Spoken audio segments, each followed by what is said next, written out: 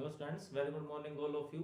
आज हम जो डिस्कस करेंगे वो टॉपिक है हमारे पास inter conversion of states of matter. हमने अपने लास्ट लेक्चर्स में पढ़ा मैटर क्या होता है, मैटर की डिफरेंट स्टेट्स क्या होती हैं, फिर हमने उनका कंपैरिजन भी किया। और आज हम जो डिस्कस करेंगे वो है inter conversion of states of matter. Inter conversion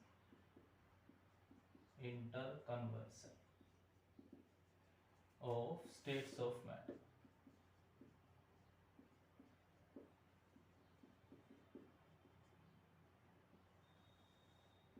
ठीक है, इंटर कन्वर्जन क्या मतलब होगा इस inter conversion of states of matter का, कि हम मैटर की एक स्टेट को दूसरी स्टेट में, है ना, कन्वर्जन का मतलब बदलना होता है, इंटर का मतलब बिटवीन टू, है ना, पहले डिस्कस कर चुके। इंटर मतलब बिटवीन टू, एक स्टेट को दूसरी स्टेट में कन्वर्ट करना क्या कहलाएगा, inter conversion.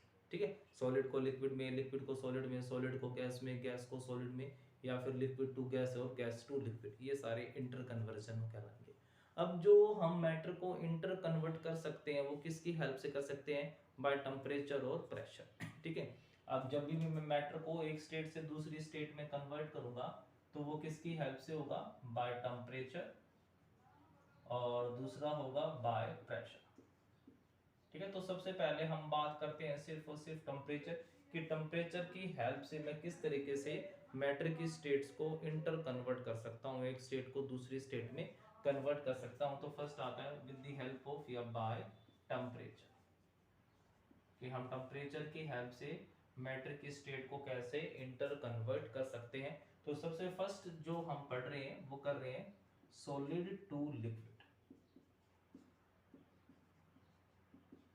Solid to liquid, ठीक है, हम सॉलिड को लिक्विड में कन्वर्ट कर रहे हैं किसकी हेल्प से, with the help of temperature. तो सबसे पहले ये बताओ, हमने पढ़ा था अपने लास्ट वीडियो में कि सॉलिड और लिक्विड दोनों में डिफरेंस क्या होता है, कि सॉलिड के पार्टिकल्स क्लोजली पैक्ड होते हैं, लिक्विड के पार्टिकल्स थोड़े से लेस क्लोजली पैक्ड होंगे, मतलब पार्टिकल थोड़े थोड़े दूर होंगे। मतलब सॉलिड के पार्टिकल्स को खींच करके थोड़ा सा दूर करना है, वो नजदीक नजदीक बैठे उनके बीच में थोड़ा थोड़ा गैप क्रिएट करना है, और वो गैप हम किसकी हेल्प से क्रिएट करने वाले हैं, टेम्परेचर की हेल्प से। तो टेम्परेचर ऐसा क्या करेगा, तो सिंपल सी चीज है कि जैसे जैसे हम उसको टेम्परेचर गर्म करेंगे उनके पार्टिकल्स को एनर्जी मिलेगी, एनर्जी जैसे मिलेगी वो मूव करना स्टार्ट करेंगे, और जब वो मूव करेंगे तो वो एक दूसरे को से कोलाइड करेंगे, कोलिजन करेंगे, एनर्जी बढ़ती जाएगी, बीच में डिस्टेंस क्रिएट होगा, स्पेस क्रिएट होगा, और जब उनका स्पेस इतना ज्यादा हो जाएगा कि वो स्पेस लिक्विड के बराबर होगा तो वो किस में कन्वर्ट हो जाते हैं, वो लिक्विड में। तो वो particular temperature, the temperature at which solid converts into liquid at atmospheric pressure, ये चीज ध्यान रखना, क्या कहलाता है, the temperature, the temperature at which liquid, sorry, solid converts into liquid at atmospheric pressure called melting point. ठीक है, melting point, point का मतलब कोई बिंदु नहीं है कि बिंदु है, इस बिंदु पे होगा। मेल्टिंग पॉइंट किस चीज को रिप्रेजेंट करता है, टेम्परेचर को। वो टेम्परेचर जिस टेम्परेचर के ऊपर क्या होगा, जो लिक्विड है वो कन्वर्ट होगा, सॉरी सॉलिड है वो कन्वर्ट होगा लिक्विड में, बट प्रेशर हमने कितना लेना है, एटमॉस्फेरिक, जो कितना होता है 1 atm। प्रेशर हमने कांस्टेंट कर दिया भाई, ये नहीं कि प्रेशर जो मन में आए वो ले लो, फिर तो कोई वैल्यू कांस्टेंट ही नहीं आएगी। ठीक है, क्योंकि जो कन्वर्जन है वो प्रेशर पे भी डिपेंड करता है ना। तो जब मैं टेम्परेचर का इफेक्ट देख रहा हूं तो मुझे प्रेशर क्या करना पड़ेगा, कांस्टेंट। तो प्रेशर 1 atm ही लेना है, डेफिनेशन में ध्यान रखना। अगर आप डेफिनेशन में प्रेशर मेंशन नहीं करते हो तो आपके नंबर डिडक्ट हो सकते हैं। क्लियर है, तो द टेम्परेचर, वो टेम्परेचर जिसके ऊपर सॉलिड लिक्विड में कन्वर्ट हो जाए, जब प्रेशर 1 atm होगा तो वो टेम्परेचर क्या कहलाएगा, वो टेम्परेचर कहलाएगा उनका मेल्टिंग पॉइंट। ठीक है, और इस प्रोसेस को क्या बोलूंगा मैं, the process of conversion of solid into liquid, this process is called fusion. ठीक है, फ्यूज करना है ना, फ्यूज करने का मतलब क्या होता है, किसी चीज को पिघलाना, मेल्ट करना। तो इस प्रोसेस को हम क्या बोलेंगे, फ्यूजन प्रोसेस बोलते हैं। ठीक है। तो अब इसमें जो प्रोसेस है, अब इसमें होता क्या है, अगर हम इसको स्टेप बाय स्टेप देखना चाहें, जैसे कि एज्यूम करो हमारे पास आइस है, ठीक है, आइस है, टेम्परेचर है उसका -10 डिग्री सेल्सियस। हमने उस आइस को मेल्ट करवाना है, तो सिंपल सी बात है, मैं क्या करूंगा, उसको गर्म करना स्टार्ट कर देता हूँ। जैसे मैं एक ग्राफ की हेल्प से समझता हूँ इस चीज को, ठीक है। इधर मैं क्या ले लेता हूँ, टेम्परेचर ले रहा हूँ, और इधर मैं क्या ले लेता हूँ, हीट। मैं उसको क्या कर रहा हूँ, मैं गर्म कर रहा हूँ। इनिशियल टेम्परेचर कितना ले लिया मैंने, -10 डिग्री सेल्सियस, ठीक है। तो अब जैसे जैसे सॉरी, यहाँ पर -10 डिग्री सेल्सियस, अब जैसे जैसे मैं उसको गर्म करना स्टार्ट करूंगा, टाइम स्पेंड होगा, जैसे जैसे ज्यादा से ज्यादा टाइम स्पेंड होगा, क्या होता चला जाएगा, हम क्या कर रहे हैं यहाँ पे, हम उसको हीट करना स्टार्ट करेंगे। अब जैसे जैसे उसको हीट करेंगे, टेम्परेचर क्या होगा, रेगुलरली इंक्रीज होगा ना, रेगुलरली इंक्रीज होता चला जाएगा टेम्परेचर, ठीक है। तो टेम्परेचर लगातार इंक्रीज,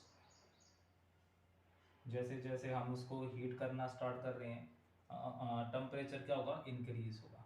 बट जैसे ही टेम्परेचर उसके मेल्टिंग पॉइंट पे पहुंचेगा, आइस का मेल्टिंग पॉइंट कितना होता है, 0 डिग्री सेल्सियस। तो जैसे ही टेम्परेचर मेल्टिंग पॉइंट के पास पहुंचा, टेम्परेचर क्या हो जाएगा, कांस्टेंट हो जाएगा। कब तक कांस्टेंट रहेगा, जब तक कि की सारी आइस मेल्ट नहीं हो जाती। और जैसे ही सारी आइस मेल्ट हो जाएगी, फिर से टेम्परेचर इंक्रीज होना स्टार्ट। तो यहाँ पर जो टेम्परेचर कांस्टेंट हुआ, ये किस वजह से होगा, मोस्ट इंपॉर्टेंट पॉइंट है यहाँ पे।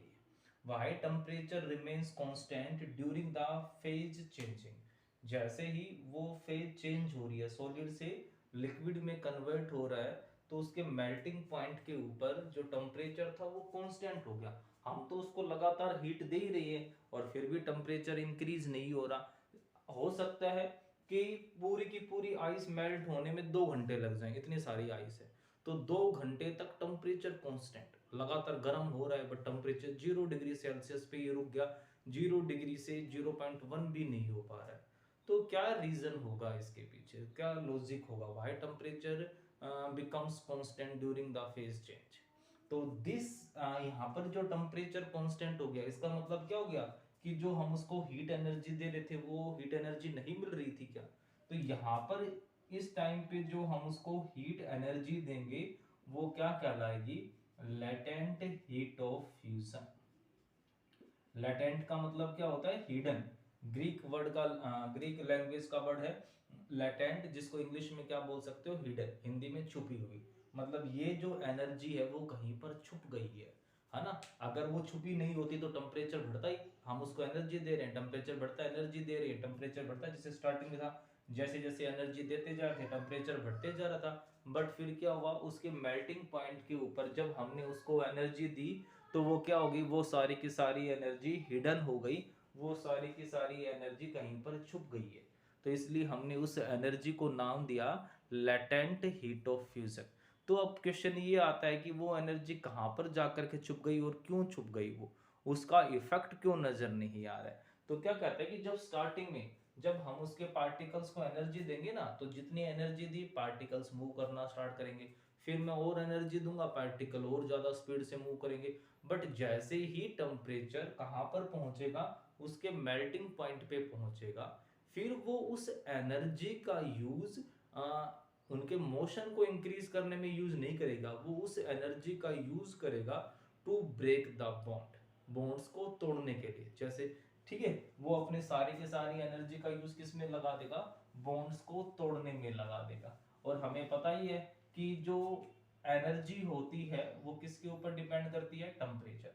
तो जब हम उसको एनर्जी दे रहे थे पार्टिकल, तो काइनेटिक एनर्जी बढ़ रही थी, काइनेटिक एनर्जी बढ़ेगी तो टेम्परेचर बढ़ेगा। हमने उसको हीट एनर्जी दी, काइनेटिक एनर्जी बढ़ी, काइनेटिक एनर्जी से टेम्परेचर बढ़ा। बट जैसे ही टेम्परेचर मेल्टिंग पॉइंट के ऊपर पहुंचा, फिर जब हमने उसको एनर्जी दी, हीट एनर्जी दी, उस हीट एनर्जी से इसकी काइनेटिक एनर्जी नहीं बढ़ी, वो एनर्जी उसकी काइनेटिक एनर्जी में यूज ही नहीं हुई। जब काइनेटिक एनर्जी नहीं बढ़ी तो टेम्परेचर भी नहीं बढ़ेगा। वो एनर्जी किस में कंज्यूम हो गई, वो सारी की सारी एनर्जी कंज्यूम हो गई बॉन्ड्स को तोड़ने के लिए, और काइनेटिक एनर्जी क्या रहेगी, कांस्टेंट रहेगी। तो काइनेटिक एनर्जी कांस्टेंट रहेगी मतलब टेम्परेचर कांस्टेंट रह गया इस वजह से, ठीक है। तो इस लेटेंट हीट ऑफ फ्यूजन को हम कैसे डिफाइन करेंगे, फ्यूजन का मतलब क्या हो गया, मेल्ट करवाना, ड्यूरिंग मेल्टिंग। तो लेटेंट मतलब the amount of energy, the amount of energy required to convert 1 kilogram of solid into liquid at its melting point, ठीक है। मेल्टिंग पॉइंट के ऊपर ही दी जाने वाली एनर्जी को हम क्या बोलते हैं, latent heat of fusion at atmospheric pressure.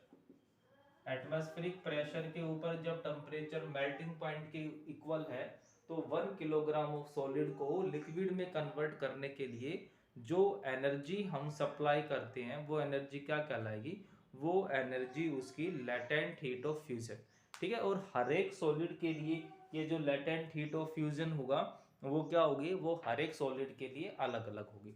जैसे आइस के लिए ये वैल्यू अप्रोक्सीमेट किसके इक्वल होती है, 3.34 इंटू 10⁵ जूल पर किलोग्राम। मतलब 1 किलोग्राम आइस को लिक्विड में कन्वर्ट करने के लिए जो हम एनर्जी सप्लाई करेंगे वो कितनी होगी, 3.34 इंटू 10⁵ जूल, ठीक है। फिर जो मेल्टिंग पॉइंट है वो मेल्टिंग पॉइंट किस चीज को रिप्रेजेंट करता है, उनके फोर्स ऑफ अट्रैक्शन को। तो अगर हमारे पास कोई दो या दो से ज्यादा सॉलिड है और उन सब का मेल्टिंग पॉइंट अलग अलग है, तो जिसका मेल्टिंग पॉइंट सबसे ज्यादा होगा उसका मतलब क्या होगा कि वहां पर फोर्स ऑफ अट्रैक्शन भी क्या होंगे, मैक्सिमम होंगे, जितने ज्यादा होंगे। मतलब melting point represent the amount of force of या magnitude of force of attraction. जितना ज्यादा फोर्स ऑफ अट्रैक्शन होगा उतने ज्यादा उनके मेल्टिंग पॉइंट होंगे, ठीक है। तो होप्स आपको ये अच्छे से समझ में आया। लेटेंट हीट ऑफ फ्यूजन के ऊपर जितने भी क्वेश्चंस मिलते हैं आपको वो अच्छे से करोगे। तो नेक्स्ट लेक्चर में हम नेक्स्ट कन्वर्जन को डिस्कस करेंगे। Okay, thank you.